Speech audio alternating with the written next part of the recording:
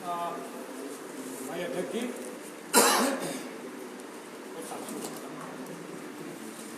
आज बहुत खुशी का महत्वपूर्ण दिन है।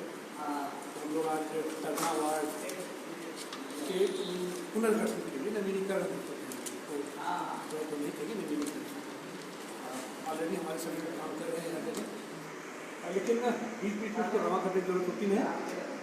और इस समय तो जंग छिड़ गया है। जब जंग छिड़ गया है तो अपने गोदाम के सारे अस्त्र शस्त्र निकाल के उसको मार रगड़ के ठीक करना होता है ना। तब तो लड़ाई होगी। अभी हमारे साथी ने कहा एक समय था कि यहाँ समाजवादी में संख्या नहीं था, तो भाव उनका जो था वो शायद वो कहना कुछ चाह रहे थे, कह कुछ गए। समाजवादी पार्टी से उनका मतलब था।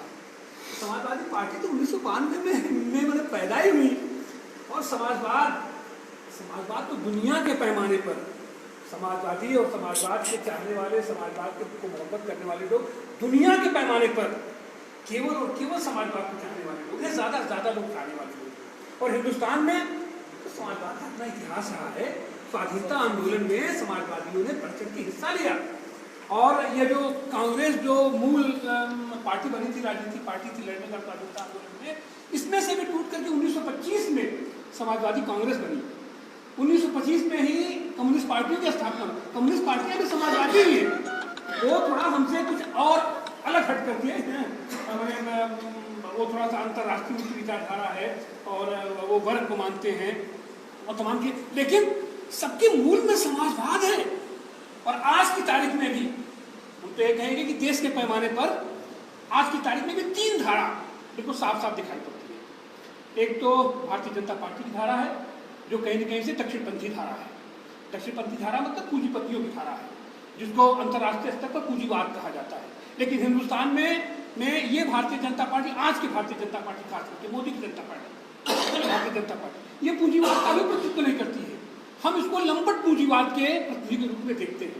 पूंजीवाद होता है जहाँ कल कारखाने लगते हैं, मजदूरों को रोशनी मिलती है, रोजगार मिलता है, उत्पादन होता है। हाँ ठीक है, थोड़ा शोषण भी होता है, तो शोषण की मात्रा ज्यादा होता है, लेकिन उत्पादकता होती है, उत्पादन वहाँ होता है। लेकिन यहाँ तो कोई उत्पादन नहीं है, यहाँ खाली लूटपाट है।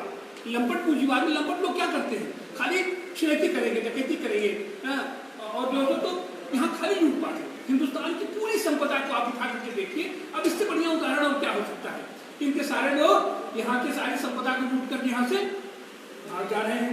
यहाँ की आम जनता मेहनत कर रही है, मेहनत करने के लिए भी, काम करने के लिए रोजगार किसी के पास नहीं है।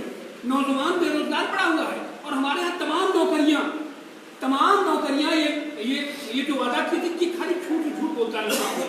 इन्होंने जितना वादा किया था, नई नौकरियों के सृजन का तो मामला ही नहीं है, उसकी भी जरूरत नहीं है।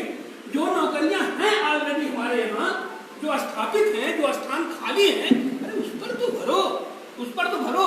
सारे पब्लिक सेक्टर के सारे जितने पब्लिक सेक्टर की चीजें हैं, सबको ये लोग बर्बाद करके अपने अपने पूंजीपतियों के हाथ में उसको देखते चले जा रहे हैं। जहाँ का लूटपाट वाला जुगाड़ है, वो सारी चीजों पर ये लोग अपना व्यक्तिगत कब्जा कर रहे हैं। तो ये तो धारा इनकी है। दूसरी धारा है कांग्रेस की धारा है।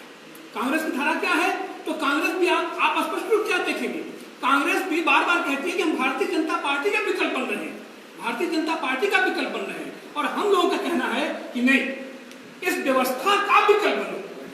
इस किसी पार्टी का विकल्प, किसी मोदी का विकल्प, किसी इसका कोई मतलब नहीं बनता है।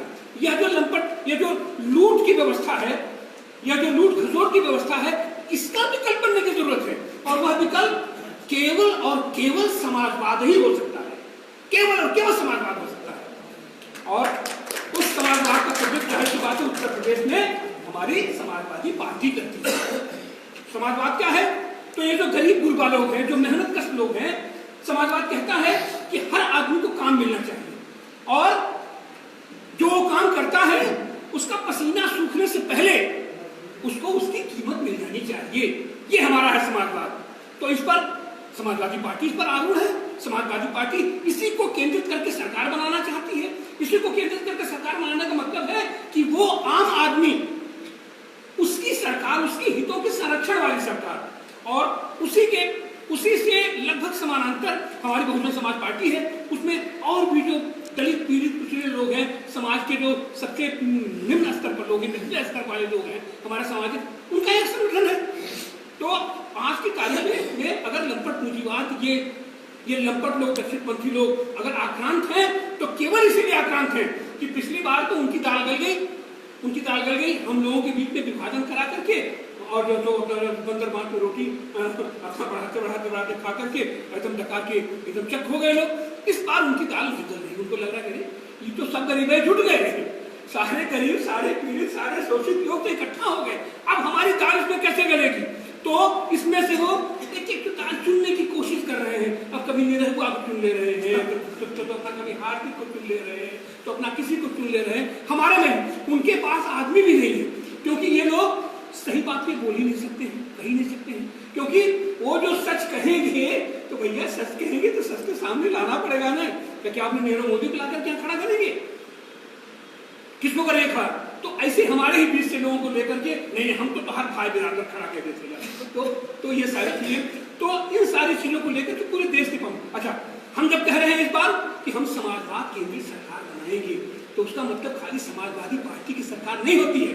देश के पैमाने पर समाजवाद को चाहने वाले हर प्रांतों में लोग हैं, लेकिन वही है कि सब लोग थोड़ा बिखरे हुए हैं, सब लोग थोड़ा टूटे हुए हैं, वो एक दूसरे से प्रतिद्वंदिता चलती है, हर जगह चलती है, और हमारे समाजवादियों में तो कुछ ज्यादा ही चलती है। जब हम सत्ता में आ जाते हैं तब हम कुछ ज्यादा वर्जिश करना शुरू करते हैं। तो उन सारी चीजों को लेकर के पूरे देश के पैमाने पर सारे प्रांतों में समाजवाद को लक्ष्य करके चलने वाली पार्टियां हैं, और अपनी अपनी जगह सब मजबूत है। अब जो हमारा बंगाल है, जब वहाँ तृणमूल कांग्रेस है, हमारा आंध्रा है, वहाँ तेलुगु देशम है, हमारा माने इस तरीके से पूरे देश में उठा करके देखिए, केरल है, तमिलनाडु है, बंगाल है, त्रिपुरा है, वहाँ पर ये जो एक अपने वामपंथी दल है वो भी हमारे समाजवाद के ही हैं। तो इन सारी चीजों की स्थितियां जो बन रही है देश में, वो इस बार का चुनाव बहुत ही आकर्षक चुनाव है, और जाहिर सी बात है कि इस बार का चुनाव समाजवादियों के लिए, समाजवाद के लिए, समाजवादियों के लिए, और खास करके उत्तर प्रदेश में तो यह बोझा समाजवादी पार्टी के कंधों पर है, और पूरे देश की निगाहें टिकी हुई है इस पर, क्योंकि ये तो 80 सीटें एक में पूरा हिंदुस्तान और एक से अकेले उत्तर प्रदेश, और ये 80 सीटों पर हम इनको पराजित करने जा रहे हैं, इसमें कहीं कोई दो राय नहीं है। और यही नहीं, पूरे देश के पैमाने पर हमारे समाजवाद को चाहने वाले, समाजवाद केंद्रित लोग, समाजवाद केंद्रित पार्टियां इनको नाकों छड़े चबा रही हैं, और हर जगह इनको ध्वस्त करने जा रही हैं। बंगाल में इनका खाता नहीं खुलेगा, आंध्र प्रदेश में, तेलंगाना में तमिलनाडु में, केरल में, बंगाल में, त्रिपुरा में, असम में, पूरा उठा करके ढांचा उठा करके देख लीजिए। अगर इनको बल था तो केवल हिंदी प्रदेशों का इनको बल था, और उन हिंदी प्रदेशों में भी आप लोगों ने देखा पिछले दिनों क्या हम जिम्मेदारी है, वो जिम्मेदारी तो हम लोगों के ऊपर है, बनारस के ऊपर है, कि बनारस में इनका जो सबसे मजबूत आदमी है, इनकी सबसे मजबूत पार्टी यहाँ है, और इनका जो सबसे मजबूत आदमी है, और उसको चाहे जो आप संज्ञा दें, वो यहाँ से चुनाव लड़ रहा है, मतलब लड़ने की घोषणा किया है। अभी हमारे जैसा आदमी तो कहता है कि ये तो इतना झूठा है कि उसकी किसी बात का भरोसा नहीं किया जा सकता। जब ये काशी हिंदू विश्वविद्यालय के ग्रेजुएट लड़कियों का सामना नहीं कर पाया और पतली गली से निकल लिया, तो इसको यहाँ से भी भागने में इसको कोई समय नहीं लगेगा। अपना सुरक्षित जगहों में देख रहा होगा, बड़ोदरा कहीं अपना देख रहे होंगे, जिस तरीके से राहुल गांधी जी देख रहे हैं। अब राहुल गांधी जी को लड़ने के लिए, खैर अब चलो वो तो बड़ी बड़ी चीजें हैं, उनको लड़ने के लिए केरल ही मिला था, वामपंथियों से लड़ करके कौन सा संदेश देना चाहते हैं? समाजवाद से सीधे मुठभेड़ करके आप कौन सा संदेश देना चाहते हैं? हमने उत्तर प्रदेश में उनका सम्मान किया, हमारी समाजवादी पार्टी और बहुजन समाज पार्टी ने इन लोगों का सम्मान किया। सबसे पहले हम लोगों ने घोषणा किया कि नहीं, हम आपकी 2 सीटों पर हम अपना प्रत्याशी नहीं देंगे, और उसके बाद भी अगर आपको कुछ लगता है कि नहीं कहीं और भी आप लड़ पाने की स्थिति में हैं, तो हम उसका विचार करेंगे। तो उनको सम्मान दे रहे हैं ना, क्योंकि हमारा पहला लक्ष्य है इस लंपट पूंजीवादियों को इस देश से नष्ट-नाबूद कर देना, इनको यहाँ से उखाड़ फेंकना, इस व्यवस्था को उखाड़ फेंकना। यह जो शोषणकारी व्यवस्था है, ये जो दमनकारी व्यवस्था है, इसको उखाड़ फेंकना। उसके लिए हमारे माननीय अध्यक्ष जी ने स्पष्ट रूप से कहा, मुझे मंत्रालय लोग थे, उन्होंने कहा कि हम एक भी सीट न पाए वो चलेगा, लेकिन हम इनको आने वाले दिनों में सत्ता की कुर्सी पर नहीं देखना चाहते हैं। अब इससे बड़ा घोषणा क्या हो सकता है? अब इससे बड़ा साफ मन का, साफ हृदय की बात क्या हो सकती है, उद्गार क्या हो सकती है? तो हम तो कर रहे हैं, और हमारे इसमें जो भी लोग सहयोग देते हैं, हम कांग्रेस का भी सहयोग लेंगे, हम सारे लोगों का सहयोग लेंगे प्रथम चरण में कि इनको उखाड़ फेंकने के लिए। और निश्चित रूप से इस बार हम लोग एक मजबूत विकल्प, एक मजबूत समाजवादी विकल्प देने जा रहे हैं हिंदुस्तान के पैमाने पर। तो उसमें आप सारे लोगों से आह्वान है कि उसमें योद्धा का काम करना है। असली योद्धा, असली सेनापति तो हमारे बूथ का प्रभारी है। असली सेना तो हमारे हर बूथों पर जो 10-20 की जो टोली बनी हुई है वो है। क्योंकि देखो भाई, इस लड़ाई में तो सारा मामला वोट गिनवाने का है। जितना ज्यादा से ज्यादा वोट आप अपने बूथ पर गिनवा देंगे, जितना ज्यादा से ज्यादा वोट आप गली मोहल्लों से निकाल करके बूथ तक ला देंगे, और बूथ पर लाने के बाद ईवीएम मशीन में उसको डलवा देंगे, और डलवाएंगे ही नहीं, अपने सारे साथियों से बताते रहिए कि जब वहां दबाएंगे तो वहां दबाने के बाद जो पी बोलेगा, तो पी बोलने के बाद वो तब तक उसको दबाए रहेंगे जब तक सामने स्क्रीन पर साइकिल दिखाई न पड़ जाए। साइकिल बत्ती जलेगी और साइकिल और आपके कैंडिडेट का नाम भी रहेगा, शायद फोटो भी रहेगा आपके कैंडिडेट का, अपने कैंडिडेट का फोटो भी आप पहचान लीजिएगा।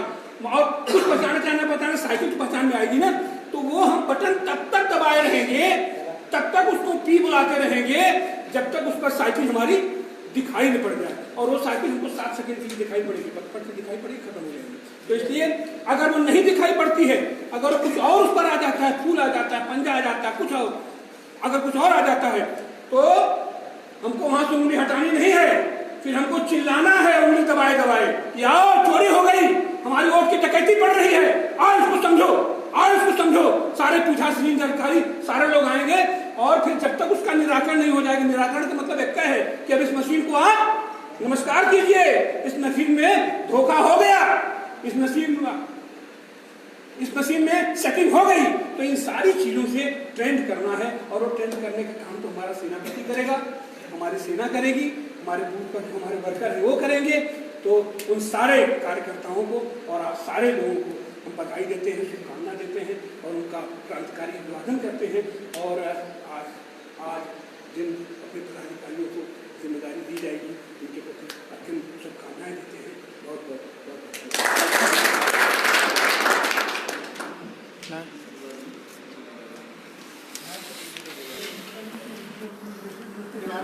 बहुत धन्यवाद। अब अगले वक्ता के रूप में सतीश यादव जी